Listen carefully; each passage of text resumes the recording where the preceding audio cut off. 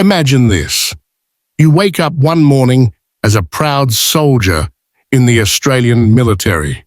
You've trained for warfare, endured harsh outback drills, and now you're sent into combat against a bunch of oversized birds with floppy necks and zero respect for military authority. Now imagine losing. Yes, this really happened. In 1932, Australia, armed with Lewis machine guns, trucks, and actual combat veterans, declared war on emus, and the emus won. Strap in, because this is not fiction. This is real, embarrassing, and gloriously absurd history. The story begins after World War I.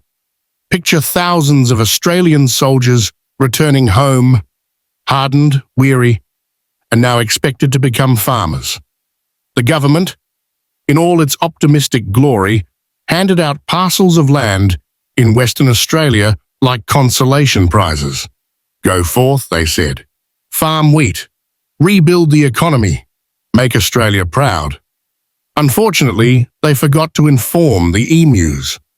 See, emus are not gentle creatures.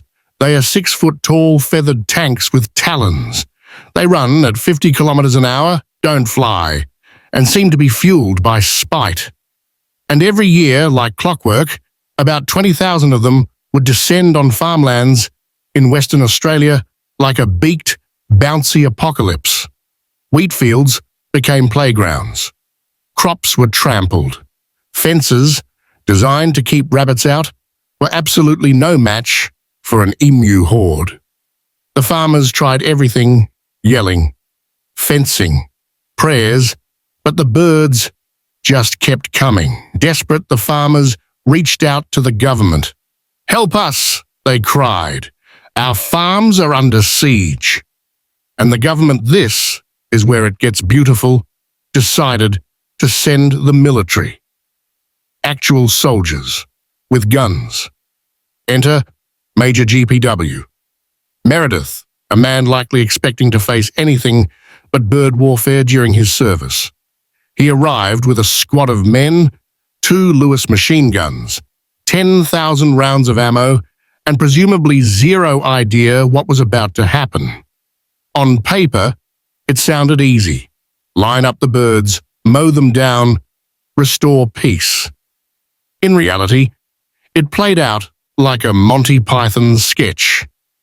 The emus didn't stand still. They ran. They juked. They weaved. It was like trying to shoot Usain Bolt while riding in the back of a bumpy truck. The first encounter? A complete disaster. The gun jammed after killing a grand total of a few birds. The rest escape, running like feathery demons into the brush. The next attempt? They mounted the gun on a truck. Problem: the emus were faster than the truck over rough terrain. The gunners couldn't aim. The truck bounced like a goat on caffeine. The emus mocked them with their retreat. One soldier reportedly said, "If we had a military division with the bullet-carrying capacity of these birds, it would face any army in the world." Dramatic reenactments? Picture grizzled veterans, sweating in khaki uniforms, crouching behind bushes, whispering, wait for it, only to be outmaneuvered by a bird with the brain size of a walnut. The emus didn't just dodge, they trolled. When one bird fell, the others learned. They began operating in splinter groups, scattering before the guns could be aimed. They had evolved into guerrilla feather fighters.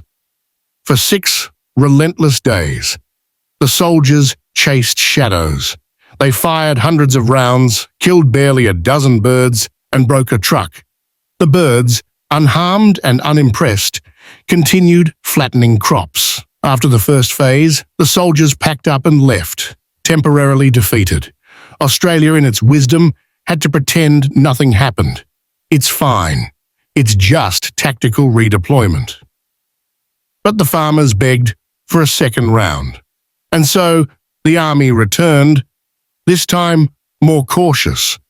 They did manage to kill some emus over a few weeks, but the victory was muddy. In 1 week, they fired 2,500 rounds and killed around 200 birds. That's 12.5 bullets per bird. Assuming the numbers weren't exaggerated. Eventually, the operation was called off. Official reason? The war was unsuccessful.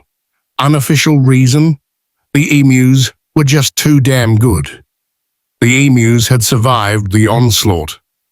Australia had not only failed to wipe them out, it had failed publicly. Journalists dubbed it the Emu War. Politicians denied it was ever a war. The emus didn't care. They kept stomping through wheat fields like feathery victors. Next time someone tells you a story is too crazy to be true, remind them of the time Australia went to war against birds and lost. If you loved this ridiculous piece of history, don't forget to share it, like it, and comment below. Which bird should be the next global superpower? And if you're feeling brave, drop your best emu war tactic in the comments, because clearly the military could have used your help. In the end, the Great Emu War wasn't really about birds. It was about bureaucracy, desperation, and the spectacular failure of logic under pressure. It was about military pride facing off against nature's weirdest weapon, the emu. Uncoordinated, unkillable, and somehow always one step ahead. Today, the emus are still out there, probably planning, plotting, watching documentaries about themselves, and chuckling in bird language. Meanwhile, Australia is still growing wheat and still recovering from the humiliation of 1932. So yes, the Great Emu War happened. It was real. It was stupid. And it was glorious. God bless the birds.